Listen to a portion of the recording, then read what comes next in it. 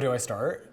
Hi, I'm JP. I'm an art director at Thrive Market. So my favorite holiday recipe are these scrumptious cheddar chive biscuits. These biscuits are what I would call like a warm hug. Alrighty, general tip, I feel like your biscuits start and end with the quality of your ingredients, right? So we're gonna start off with some all-purpose flour, like fresh snow.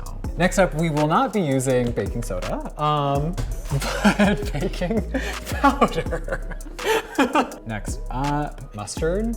The magic ingredient, as always in baking, salt. To our dry ingredients, we are going to be adding our chopped chives and grated cheese. We're just gonna do a nice little mix. Growing up, my mom always made biscuits. For me, living in cities that are far outside of the South, really sharing biscuits with my friends and chosen family is kind of like how I can share a bit of where I come from with people who aren't where I'm from.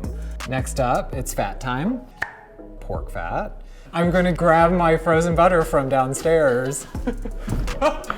So this is a very neat trick. Using a box grater, cuts the butter into smaller pieces and makes it super easy to incorporate into your dry ingredients. We're gonna give it a nice little mix. Next, we're going to be adding in our milk. Just get your dough into a nice ball. Am I rolling? Are we rolling together?